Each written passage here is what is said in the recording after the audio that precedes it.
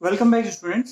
हम next topic करेंगे आपका factors on which resistance of a conductor depend, है ना, कि आपका जो कंडक्टर है उसका रेसिस्टेंस एक होता है, वो किन किन फैक्टर पर डिपेंड करता है। अब वो हमारे दिमाग में कैसे आया कि जो है आपका रेसिस्टेंस, हमने कहा था ये कंडक्टर है, एक सैंपल है कंडक्टर का। जैसे ये अगर आपका कंडक्टर है तो इसका रेसिस्टेंस फिक्स होता है ना। लेकिन अब आप समझो कि हम इसी तरह के, बिल्कुल ये हालांकि ये ब्लू है लेकिन आप ब्लैक ही समझो। अगर ये ब्लू वाला ढक देता हूँ जिससे आपको ये भी ब्लैक समझेगी, ये भी ब्लैक है, ये भी ब्लैक है ना, एक ही जैसे हैं दोनों। अब मैं एक सर्किट में पहले इसको लगाता हूं, है ना, ये रेसिस्टेंस की जगह मैंने ये लगा दिया। अब इसको लगाने के बाद मैंने जो है अपना करंट नोट किया, ठीक है। अब मैंने इसको डबल कर दिया, मटेरियल वही रहने दिया, मैंने डबल लगा दिया। डबल लगाने का मतलब इसका साइज बड़ा कर दिया, है वही, है ना। तो डोंट गेट कंफ्यूज, आप ये समझ लीजिए जैसे पर्टिकुलर ये आर रेसिस्टेंस था, है ना, और मैंने अब ये यहां से लेके यहां तक था, है ना। अब मैंने इसको बड़ा कर दिया, अब मैंने इसको इतना बड़ा शो कर दिया, है ना। अब ये यहां से लेके यहां तक हो गया, साइज बढ़ गया, है ना, लंबा हो गया, लेंथ बढ़ गई। जब हम देखेंगे ये लेंथ बढ़ गई तो हमने पता चलेगा कि इसका जो है आई कितना होता है, V अपॉन आर, है ना। जब हम लेंथ बढ़ा देंगे तो हमने देखेंगे कि आई आपकी घट जाती है ना।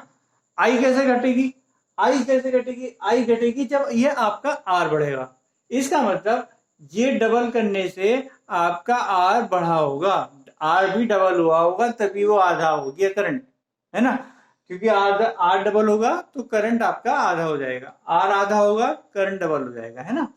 तो ये आपने डबल कर दिया, तो ये जब डबल लगा दिया आपने तो ये रेसिस्टेंस इसका डबल हो जाता है, और करंट आप नापोगे इसमें तो आपको हाफ मिलेगी करंट, है ना। ये फैक्टर आया।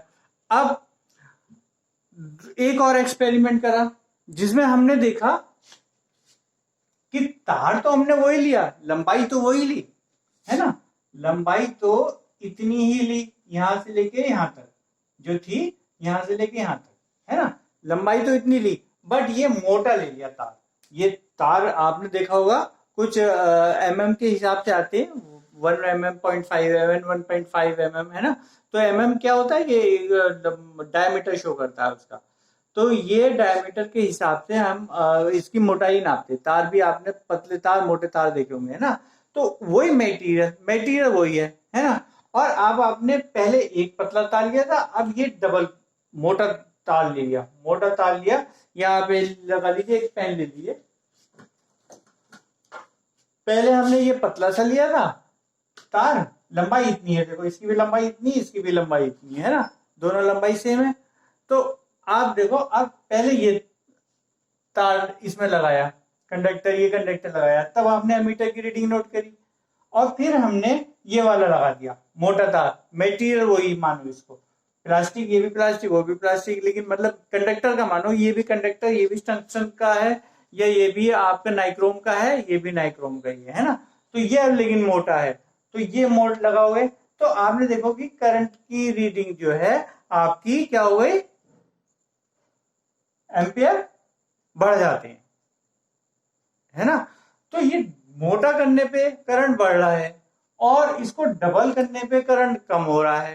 तो अब हम इसके बाद हमने इसका देखा कि रेसिस्टेंस भी, इसका मतलब इसकी लंबाई कितनी ले रहे हैं उस पर डिपेंड कर रहा है, इसकी मोटाई कितनी ले रहे हैं उस पर डिपेंड कर रहा है ना। तो अब हमने जो एक्सपेरिमेंट करा उस पर जो हमने देखा, तब हमने देखा कि देखो डबल करने पर करंट हमारा आधा हो रहा था, तो इसका मतलब ये आपका जो डबल कर रहे थे, डबल करने पे आधा हो रहा है, तो इसका मतलब रेसिस्टेंस इसका ट्वाइस हुआ होगा। इसका मतलब resistance directly proportional to L होता है। जब लेंथ बढ़ाएंगे रेसिस्टेंस डबल होगा, जब रेसिस्टेंस डबल होगा तो करंट आधी हो जाएगी। ये एक्सपेरिमेंट से हमने देखा। एक्सपेरिमेंट भी कर सकते हैं इसी सर्किट में। अब हमने देखा कि ये जब हमने मोटा तार लिया है ना, थिक वायर लिया, तो देखा इसका जो है रेसिस्टेंस करंट क्या हुई थी, थिक वायर में बढ़ गई थी। बढ़ेगी कब, जब रेसिस्टेंस आपका कम होगा। रेसिस्टेंस कम होगा कब, इसका मतलब रेसिस्टेंस ये एरिया बढ़ा मोटा करने पे रेसिस्टेंस कम हो रहा है, तो इसका मतलब resistance inversely proportional to 1 upon area. अब ये एरिया क्या होता है, बच्चे इसमें कंफ्यूज करते हैं। इसका पूरा, जैसे ये आपका वायर है, इसका पूरा कर्व सरफेस एरिया निकाल देंगे, ये वाला नहीं होता। ये जैसे वायर है, ये इसका ये वाला क्रॉस सेक्शन एरिया है ना, ये एरिया जो होता है पाई आर स्क्वायर, ये वाला एरिया काउंट होता है। ये जितना मोटा होगा उतना ही आपका जो है करंट रेसिस्टेंस कम होगा और करंट ज्यादा फ्लो होगा, है ना। इसीलिए आप देखोगे घर के बाहर जो इलेक्ट्रिसिटी वायर होती है, जो सप्लाई होती है, वो मोटे तारों की होती है, जिससे करंट आपका आसानी से घरों पे पहुंच जाए, है ना। तो ये बात समझ में आ रही है आपको। तो R directly proportional to L हो गया, R directly inversely proportional to area हो गया, 1 अपॉन ए मतलब इनवर्सली प्रोपोर्शनल हो गया। तो इन दोनों को कंबाइन कर दीजिए, R directly proportional to L upon A, है ना। और तो R is equal to constant, एक इक्वल टू करने के लिए प्रोपोर्शनलिटी कॉन्स्टेंट लगा देते हैं, R is equal to rho L upon A, है ना। तो ये रो क्या शो करता है, ये शो करता है किसी मटेरियल की कैरेक्टरिस्टिक प्रॉपर्टी। कैरेक्टरिस्टिक प्रॉपर्टी का क्या मतलब है, तो इसका मतलब ये है, जैसे आपने ये नाइक्रोम का लिया था, इसके लिए आपने रीडिंग ली, और ये आपने कुछ और लिया, एल्युमिनियम ले लिया, सिल्वर ले लिया, इसके लिए रीडिंग ली, तो इसके लिए आपको अलग रीडिंग मिलेगी और इसके लिए आपको रेसिस्टेंस की अलग रीडिंग मिलेगी। तो ये इसका मतलब मटेरियल पे भी डिपेंड हो रहा है ना। वही एक्सपेरिमेंट आप यहाँ पे अलग अलग कंडक्टर के लिए करोगे तो आपको अलग अलग रीडिंग मिलेगी। तो इसका मतलब रेसिस्टेंस की वैल्यू मटेरियल पे भी डिपेंड करती है। तो ये जो रेसिस्टिविटी कहते हैं इसको, ये जो प्रोपोर्शनलिटी कांस्टेंट आया, इसको रेसिस्टिविटी कहते हैं। और ये characteristic property of material show करती है, मटेरियल आपने कैसा लिया है ना। अगर मटेरियल रेसिस्टिविटी उसकी कम है तो इसका मतलब रेसिस्टेंस भी आपका कम आएगा, रेसिस्टिविटी ज्यादा है तो रेसिस्टेंस भी आपका ज्यादा आएगा, है ना। तो इसका मतलब क्या हुआ, ये इसका नाम होता है रो, RHO, और ये कह जाता है electrical resistivity of the material कहलाती है, इलेक्ट्रिकल रेसिस्टिविटी कहलाता है ना। ये रेसिस्टेंस हुआ, R रेसिस्टेंस हुआ, और ये रो जो होता है ये रेसिस्टिविटी कहलाती है, ठीक है। अब इसमें थोड़े से पॉइंट्स हैं एनसीईआरटी में, वो संभाल लेते हैं और समझ लेते हैं, जो आपको दिमाग में रखनी चाहिए कि आपका जो रेसिस्टेंस और रेसिस्टिविटी दोनों आपके टेम्परेचर पे डिपेंड करेंगे। भाई रेसिस्टिविटी टेम्परेचर पे डिपेंड करेगी। आपने देखा होगा कि आपका जो है जब चीज गर्म करोगे, हर चीज एटम से बनी हुई, एटम के बाहर इलेक्ट्रॉन होते हैं, और जब आप चीज गर्म करोगे तो वो इलेक्ट्रॉन ज्यादा वाइब्रेट करने लगते हैं, है ना, ज्यादा अपनी जगह से मीन पोजीशन से अपने ज्यादा इधर उधर भड़कने लगते हैं। तो इसलिए मतलब उनकी कंडक्टिविटी ज्यादा बढ़ गई। तो इसका मतलब क्या हुआ कि आपका रेसिस्टिविटी उस सब्सटेंस की घट जाती है, रेसिस्टिविटी कम हो जाती है, रुकावट देने की क्षमता कम हो जाती है ना।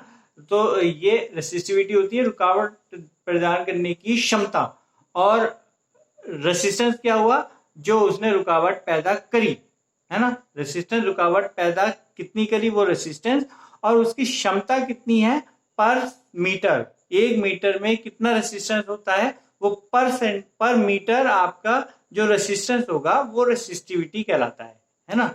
तो 1 मीटर में कितना रेसिस्टेंस है, वही रेसिस्टिविटी का मेजर भी कहलाएगा, ठीक है। तो दोनों ये आपके जो है टेम्परेचर पे वेरी करते हैं। जब रेसिस्टिविटी वेरी कर गई तो रेसिस्टिविटी घटी बढ़ी, तो उसके हिसाब से रेसिस्टेंस तो घटे पड़ेगा ही, है ना।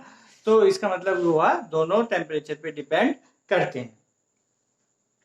अब ये कह रहा है कि अलॉयज की जो रेसिस्टिविटी होती है, अलॉयज क्या होते हैं, अलॉयज दो या दो से ज्यादा कंस्टिट्यूएंट मेटल से मिलके बनते हैं। जैसे आपने नीचे एग्जांपल दे रखे कांस्टेंट अलॉय, ये किससे बनता है? कॉपर और निकल से बनता है ना। इसकी परसेंटेज होती है कितना कॉपर कितना निकल डालते हो, तो आपका फिर एक जो नया कंपाउंड बनता है, नया एलिमेंट बनता है, नया मेटल बनता है, वो आपका अलॉय कहलाता है। उसको कहते हैं कांस्टेंटन, जब आपका ये कॉपर और निकल जोड़ते हैं।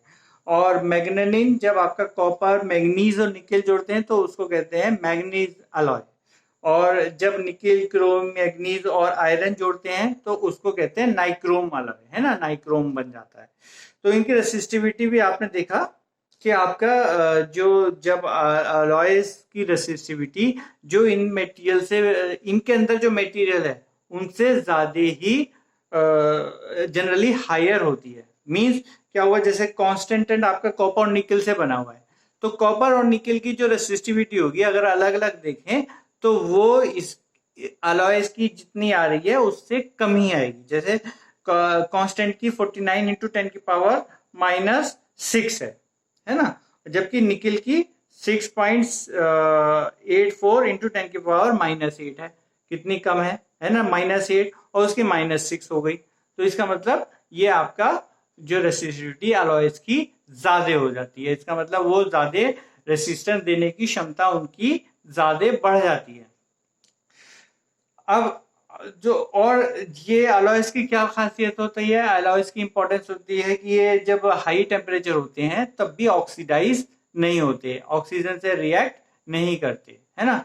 और जो आपने देखा होगा अपने घर में पुराने, आजकल तो एलईडी बल्ब चल रहे हैं, लेकिन पुराने जो एलिमेंट वाले बल्ब थे वो एलिमेंट किसका बना होता था? वो टंगस्टन का बना होता था, है ना।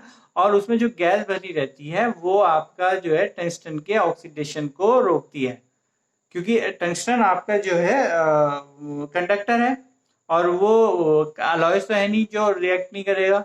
तो इसका मतलब क्या हुआ कि अलॉयज ना होने की वजह से उसको एक ऐसे एटमॉस्फेयर में रखा जाता है जिससे वो आपका जो है ऑक्सीडाइज ना हो। इसलिए बल्ब जब आप फोड़ोगे तो एक गैस निकलती है ना, तो वो गैस उसको ऑक्सीडाइज करने से रोकती है। और टंगस्टन की ये प्रॉपर्टी होती है कि उसका जो है हाई टेम्परेचर तक वो जो है मेल्ट नहीं करेगा, हाई मेल्टिंग पॉइंट होता है इनका, ठीक है। और जो अलॉयज होते हैं ये ज्यादातर मेनली इलेक्ट्रिक आयरन जो प्रेस करते हैं, टोस्टर, ब्रेड गर्म करने के काम आते टोस्टर जो होते हैं, उनमें आपका ये अलॉयज यूज किए जाते हैं। और जो कॉपर एल्युमिनियम है ये आपकी जो बिजली की ट्रांसमिशन लाइंस है वहां पर यूज होते हैं, है ना। तो इसमें जो आपका ये टेबल 12.2 दे रखी है, इसको आपको सब याद करने की जरूरत नहीं है, बस आपको अलॉयज वाले आप ये थोड़ा सा याद कर लीजिए, हो सकता है पूछ ले। और इनकी सिल्वर, कॉपर, एल्युमिनियम, टंगस्टन, इनकी रेसिस्टिविटी जरूर याद कर ले, है ना। और बाकी इंसुलेटर के नाम याद कर ले क्योंकि इंसुलेटर के नाम भी वो पूछता है, ठीक है। So that's all for today, thank you.